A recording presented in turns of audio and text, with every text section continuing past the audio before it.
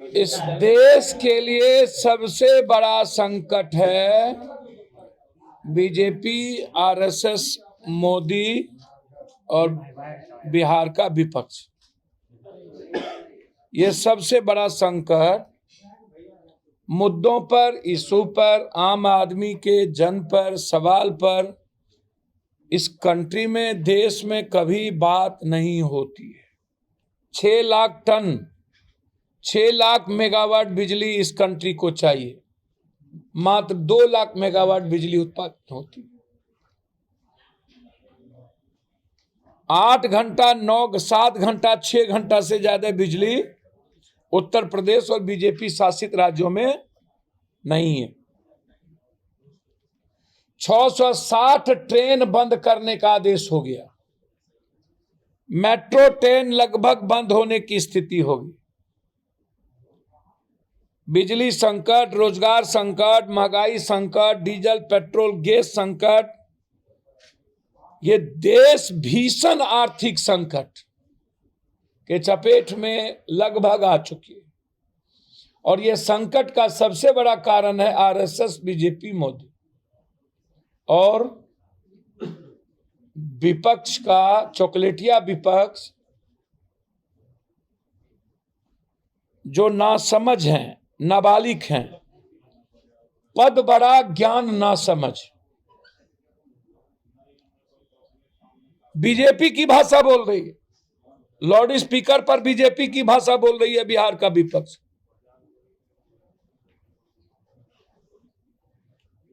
अरे loud speaker ना अजान से समस्या है, ना हनुमान चालीसा और ना रामधुन से। लाउड स्पीकर के संस्कृति को समझना हो तो स्टेशन के हनुमान मंदिर और वहां बगल के मस्जिद के अजान। अजान का मतलब है कि ये आपको नमाज का वक्त हो गया।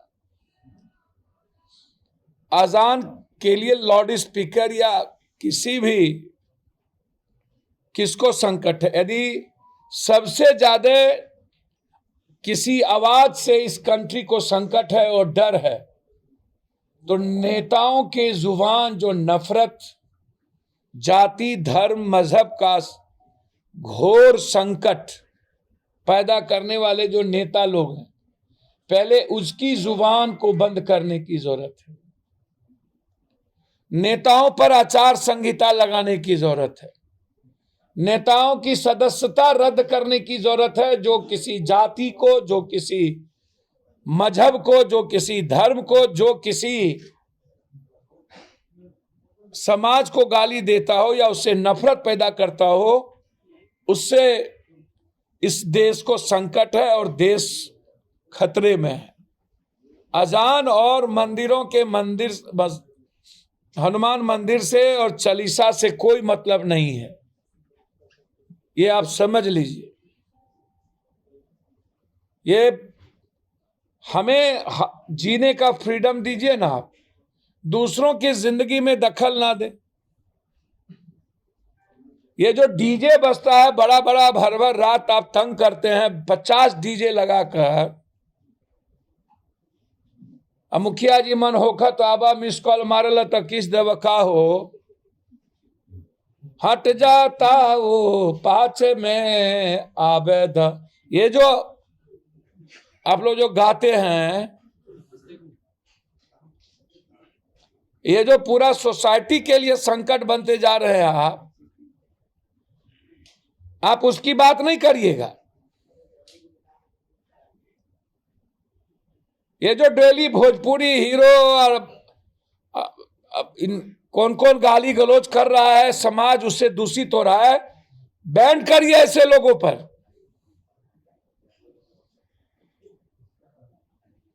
ये राजनीति और इस देश की समस्या को गौन करने के लिए अजान, हनुमान, चालीसा, बाहरे बा। हमको एक बात बताइए, भाजपा वाले जहां सोच वहां शौचालय वाले लोग हैं, ये आप समझ लीजिए। उनकी सारी मानसिकता लाउड स्पीकर विवाद।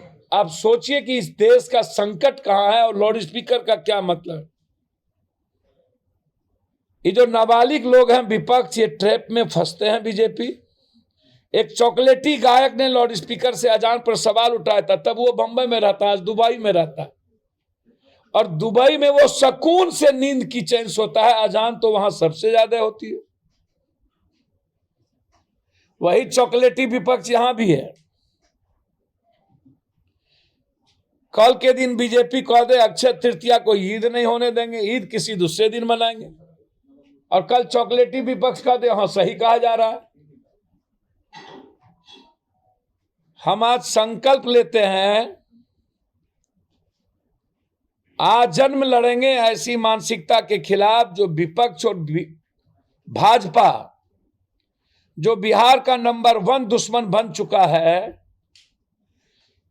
देश में सांप्रदायिकता भाजपा पैदा कर सकती है, बस बिहार एक राज्य है जहां पर नफरत और सांप्रदायिकता पैदा करने की औकात भाजपा के भीतर नहीं। ये याद रखिएगा। लड़ेंगे आजीवन। कभी बिहार भाजपा को स्वीकार नहीं करेगी। ये तो नीतीश जी की देन है कि भाजपा की सरकार, और हम तो चाहते हैं कि नीतीश जी इस देश के राष्ट्रपति हों। और हम कहना चाहेंगे कांग्रेस से, यदि आप नरेंद्र मोदी से लड़ना चाहते हैं तो हम सबको नीतीश कुमार को राष्ट्रपति बना देना चाहिए। तब पता चलेगा कि राष्ट्रपति की पावर और ताकत होती क्या है।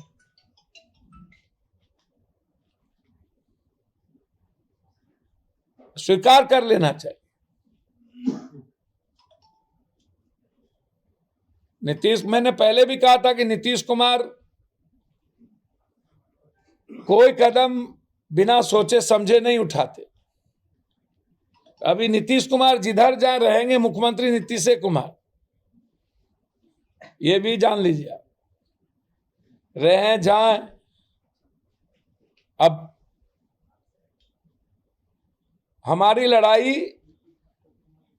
जो संकट आने वाली कोयला को लेकर के, जो अदानी को आप पूरा कॉपरेट कर रहे हैं, इन माफियाओं को, और एकदम इफ्तार पार्टी के में लगे हैं, एक एक गाड़ी पर गलबैया करके।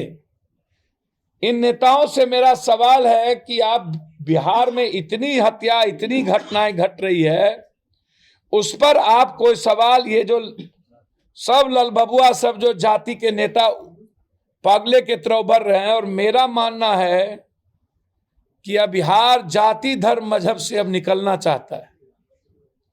मैं हमेशा कहता हूं कि यह बिहार जीना चाहता है, यह बिहार तरक्की करना चाहता है, यह बिहार दुनिया के दौर में जाना चाहता है। यह बिहार इफ्तार, हिंदू, अजान, लाउड स्पीकर, मुसलमान, और कौन किधर गया, कौन किधर गया, ये सिर्फ प्रेस की प्रायोजित, ये लोग कभी वहां इफ्तार पार्टी, ये डिप्लोमेसी, ये जो अटल बिहारी वाजपेयी डिप्लोमेसी थी, वही डिप्लोमेसी शुरू हुआ। वो तो आपको पता चलेगा अभी राज्यसभा का जो चुनाव है, और आने वाला जो अभी बरसाती नहीं मौसम, जो विधानसभा आने वाला है, खुलेगा सत्र में, पता चल जाएगा उसके पहले। सुशील मोदी जी ने कहा अत्यंत पिछड़ा ही गायब हो गया भाजपा से। पहला ट्वीट में पहला लाइन यही है।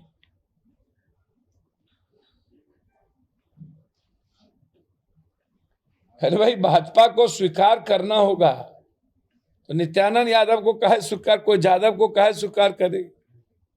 उनकी जो मानसिकता है वो बिल्कुल क्लियर है। और नीतीश कुमार जी को स्वीकार करना होगा तो नित्यानंद को कहे कर। नीतीश कुमार क्यों नहीं एक्सेप्टेबल हो? नीतीश कुमार के बारे में तो बिल्कुल क्लियर है कि वो सुशील मोदी, बहुत क्लियर है कि सुशील मोदी उनके नंबर 1 चॉइस है। तो हम तो धन्यवाद देंगे। हम जो राजनीति बिहार में चाहते हैं कि वो सब लोग आगे आए। जाति धर्म की नफरत फैला, घिसी पीटी जो राजनीति बिहार में 20-25 सालों से, वही लालू, वही नीतीश, वही परिवार, वही फलना, हम तो स्वागत करेंगे। देर आए दुरुस्त आए, फिर जाइए नहीं बिहार से, और जन संघर्ष में आइए हम लोग साथ मिल करके। हम तो स्वागत करेंगे भाई प्रशांत किशोर का, एक नई राजनीति की शुरुआत, यानी सही मामले में। अब देखिए दिक्कत तो है, ये दिल्ली तो है नहीं, आपको लंबा संघर्ष करना पड़ेगा। यहां तो जाति का समीकरण बड़ा घालमेल और तालमेल है। संघर्ष की भूमिका में हमें आनी पड़ेगी। अच्छे लोग की जरूरत है बिहार में, भविष्य दर्शी की जरूरत है लोग राजनीति में, विशेषकर बिहार की राजनीति में। हम सबको ऐसे लोगों को आगे आना चाहिए। हमें तो हृदय से हम स्वागत करेंगे कि ये जो जितने 25-30 सालों से जो नाम है, ये डरावना नाम, ये खौफ है इसके भीतर। ये कुछ नया रचनात्मक काम चाहता ही नहीं है, पीस चाहता ही नहीं है। ये जर्मनी के तरह आम आदमी की तरक्की, उसके 2 लाख रुपया मंथली चाहता ही नहीं। यदि प्राइम मिनिस्टर का तनख्वाह 2 लाख है तो वहां बस के ड्राइवर का तनख्वाह 1,70,000 है, मात्र 30,000 कम है। वहां कोई आदमी चर्च नहीं जाता, इंसान को भगवान समझता है। भारत ही एक कंट्री है जहां भरमार है भगवानों की, और भगवान के अलावे हम इंसान को कुछ समझते ही नहीं है, इंसान की इज्जत ही नहीं करते। अरे मानना है भगवान तो इंसान को मानो ना। इसीलिए हम तो स्वागत करेंगे। अभी हमारी लड़ाई, हमारी पार्टी की लड़ाई इस प्रदेश को बचाने की हो। इस प्रदेश में अच्छे लोगों को राजनीति में कैसे लाया जाए, और इन माफिया और अपराधियों और नेताओं और पदाधिकारियों के गठबंधन के नेक्सस को कैसे खत्म किया जाए, यह हमारा एजेंडा है, यही हमारी लड़ाई है। हम आगाह करना चाहते हैं प्रदेश और देश को, हर तरह के संकट से अब आपको जूझना पड़ेगा, और आपको जीने की आदत डाल लेनी होगी। हालात अच्छे नहीं हैं, बिजली नहीं मिलेंगे, और बिजली होगा नहीं तो अजान और लाउड स्पीकर कहां चलेगा जना। अब तो बैटरी की भी स्थिति नहीं। धन्यवाद। कुछ पूछना हो तो पूछ सकते। प्रशांत किशोर जो राजनीति शुरू करते हैं बिहार से, भैया पप्पू यादव का राजनीतिक सफर 82 से है, 55 में हम हैं, 6 बार एमपी और एमएलए रह चुके हैं। हम अच्छे लोगों की स्वागत की बात कर रहे हैं ना। बिहार में घिसी पिटी राजनीति को खात्मा चाहते हैं हम। ये जो डरावना नाम है, ये बिहार से जाए, जाति धर्म मजहब की जाए। मैंने कहा कि अब लौटे नहीं और स्वागत करते, हमने ये कहा। लेकिन प्रशांत किशोर रणनीतिकार है, राजनीतिकार नहीं है, वो जनता के बीच कभी नहीं रहा। सर मैंने पहले भी कहा है आपको कि जन संघर्ष की जरूरत है, लंबे संघर्ष की जरूरत है। कुछ लोग जो जाति के नाम पर राजनीति कर रहे हैं, उन्होंने कौन सा संघर्ष किया बिहार में भाई? जो लोग कर रहे हैं फलना समाज, ये लोग कौन सा तोपखान है? जाति के नाम पर ही है ना। तो बिहार जाति के जहर में, मैं चाहता हूं कि बिहार जाति से निकले, हिंदू मुसलमान से निकले, अजान से निकले, हनुमान चालीसा से निकले, लाउड स्पीकर से निकले, और लाल और केसरिया झंडा से निकले, तिरंगा के साथ हो, राष्ट्रभक्ति से निकले, राष्ट्र प्रेम के साथ हो। हम बिहार को राष्ट्र प्रेम की ओर ले जाना चाहते हैं। एक बात बताइए, पप्पू यादव दिन रात रोड पे रहते हैं जब समस्या आती है पब्लिक की, लेकिन प्रशांत किशोर ऑलवेज एसी में ही रहे हैं। कैसे उनसे संघर्ष? मैंने आपको क्या कहा? नहीं, इतने संघर्ष करने के बाद जनता आपको क्या दी? मैंने आपको कहा कि जन संघर्ष की जरूरत है। एक बात समझिए, विपक्ष के जो चॉकलेटी है, उन्होंने कौन सा संघर्ष किया? एक दिन एक नाम बता दीजिए। सिवाय गाली गलौज के वो परिवार हम लालू यादव को हटा दीजिए, तो उस परिवार में किसी सिंगल आदमी का नाम बताइए जो लाठी और जो आदमी अपने विधायक को पीटते नहीं बचा पाया, उसके बारे में आपकी क्या उम्मीद है जनाब? जब उसको वोट मिल सकता है और बंबई से आने वाले को वोट मिल सकता है, तो प्रशांत किशोर पप्पू यादव में क्या गुनाह है भाई? लूटा तो नहीं ना है, ठगा नहीं ना किसी को। प्रशांत किशोर जी के बारे में एक चर्चा भी है कि वो तो आए हैं अपने मित्र का थोड़ा संकट में है, उनको उबारने के लिए। सर एक बात समझिए, मैं आपको बता दूं, नीतीश कुमार हमेशा, अब हमको समझ में नहीं आया, कभी नीतीश कुमार जी कहते थे मर जाएंगे, आरएसएस को मिटना चाहिए, बीजेपी की तरफ देखेंगे नहीं, मोदी ठीक नहीं, और फिर जब हटे तो बोले हम बहुत मेंटल डिस्टर्ब हो गए थे, वह परिवार हमको डिस्टर्ब कर दिया था। इतना ना फोन और टेलीफोन दुनियादारी, क्या आज सुधर गए वो परिवार? कितना भी गोबर पर आप घी डालिएगा तो महक गोबरे का ना आएगा।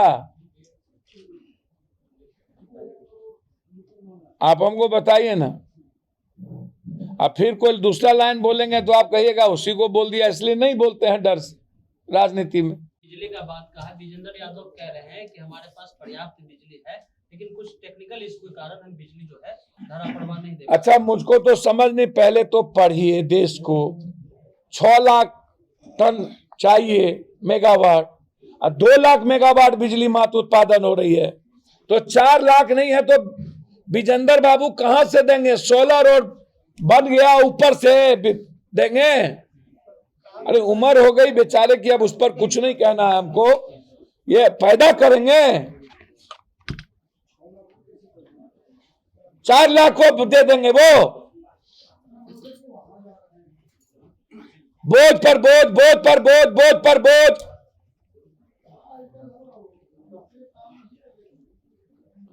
अरे विजेंद्र यादव जी, जादवे को बनना है तो नीतीश जी विजेंद्र यादव को बना दे मुख्यमंत्री,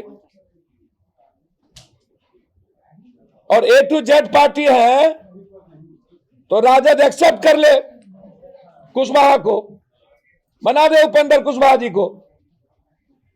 A to Z बोलते हैं ना, तो यादव ही क्यों और लालू परिवार ही क्यों, जगदानंद सिंह क्यों नहीं?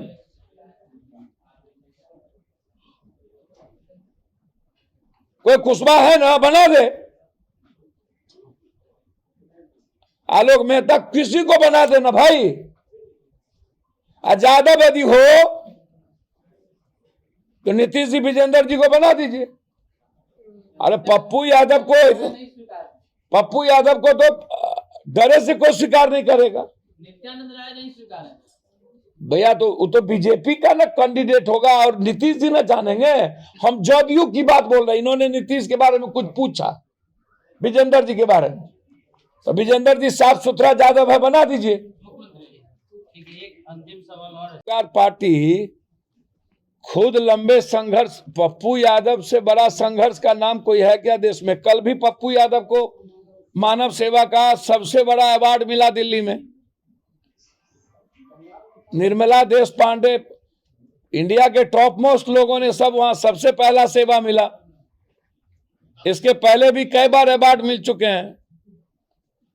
तो मानव प्रेम, मानव सेवा और मानव संघर्ष से बड़ा नाम कोई देश में है क्या पप्पू यादव से? अच्छा, एक बात है, कल तक वो कांग्रेस के साथ वो बातचीत चल रही थी उनकी, उनके रणनीतिकार के हैं या बड़े ओहदे पे जाने की बात हो रही है। प्रशांत जी, क्या लगता है तुरंत अचानक इस तरह से? देखिए प्रशांत जी, वो अब उनके बारे में प्रवक्ता तो हमने कहा अच्छे लोगों को आना चाहिए, मैं उसका स्वागत करता हूं। बस वो क्या करते हैं, उनका निजी जीवन क्या है, उनका आईपैक क्या है, वो तेलंगाना में क्या करेंगे, कांग्रेस के साथ क्या नहीं हुई।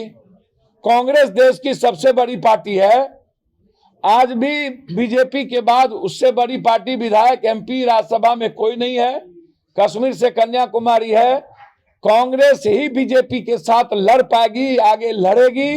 दूसरा कोई विपक्षी पार्टी कांग्रेस के बगैर बीजेपी से लड़ने की हिम्मत नहीं करता। सब ईडी सीडी से डरा हुआ है।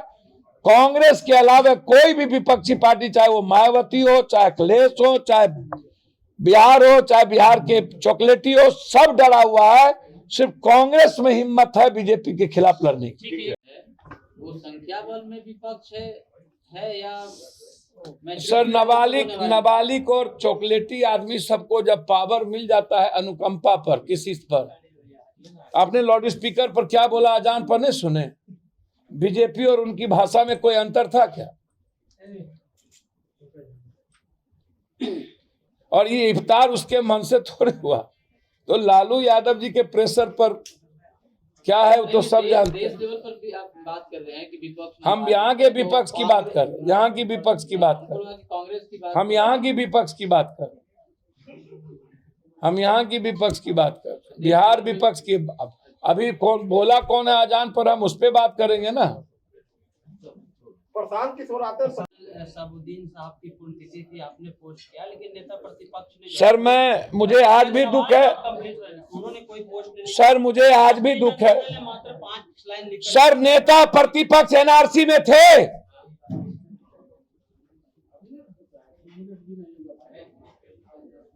एनआरसी में गए।